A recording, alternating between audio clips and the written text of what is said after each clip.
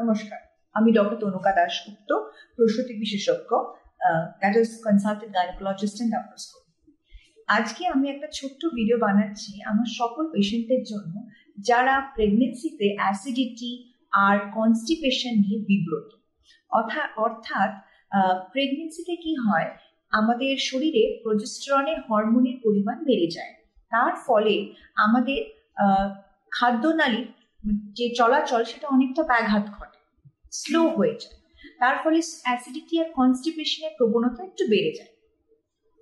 এবার এইটার জন্য আমরা বারে বারে প্রথম 3 মাসে খুব বেশি পরিমাণে ওষুধ দেওয়া প্রেফার করি না, তাই বলে মাকে কষ্টও দিতে চাই না। যতটুকু মেডিসিন আমরা দিতে পারি অবশ্যই সেভাবে আমরা দিই, but this is not the only thing যেটা আমরা মায়েদেরকে দিই।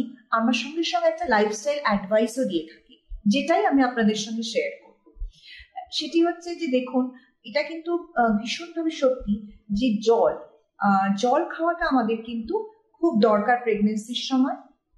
অ্যাটলিস্ট 8 গ্লাস জল, নিজের কমফোর্ট অনুযায়ী। মোদ্দা কথা, ফার্স্ট রুল হচ্ছে হাইড্রেট ইয়োর বডি। এটা সর্বক্ষেত্রে ভীষণভাবে প্রযোজ্য, এটার দিকে আরেকটু বেশি করে নজর দিতে হবে। সেকেন্ড হচ্ছে স্মল ফ্রিকুয়েন্ট মিলস। অনেক পেশেন্টের খেতে ইচ্ছে করে না, অনেক পেশেন্টের খুব বেশি খিদে পায়, তো তার মাঝামাঝি কিছু একটা আমাদের বন্দোবস্ত করতে হবে।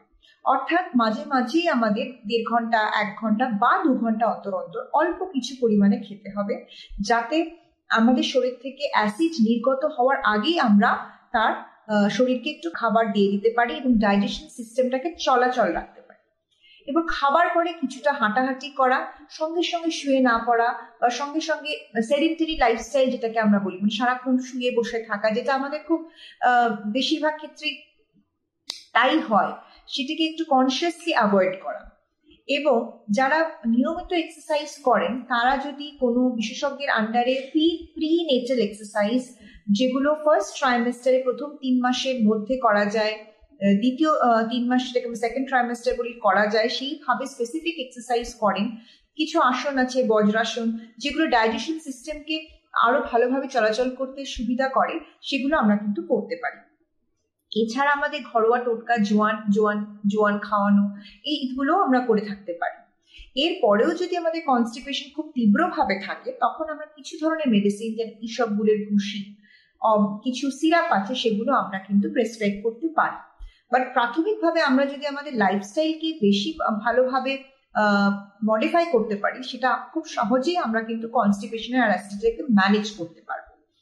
আমাদের অনেক সময় ডায়েটিশিয়ানের হেল্পও লাগে, কিন্তু আমরা অনেক সময় বলি ফাইবার যুক্ত খাবার খান। অনেক সময় পেশেন্টরা বুঝতে পারেন না what do you mean by fibre যুক্ত, মানে শাক, সবজি, লেগিউমস, পালসেস, মটরশুঁটি, এই ধরনের খাবার খেলে পরে আমাদের কনস্টিপেশনের ধাত অনেকটা কমে যায়। আমরা যদি সেটা বুঝতে না পারি, এটা ভীষণ ওয়াইজ ডিসিশন যদি আমরা কোনো ডায়েটিশিয়ানের সাহায্য নিই, তাতে একটা আইডিয়াও পেয়ে যাবে যে তার রুটিন অনুযায়ী সে কিভাবে খেতে পারে।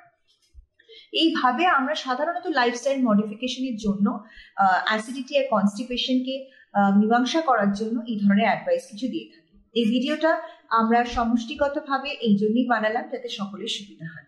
Thank you. সুস্থ থাকবেন, ভালো থাকবেন।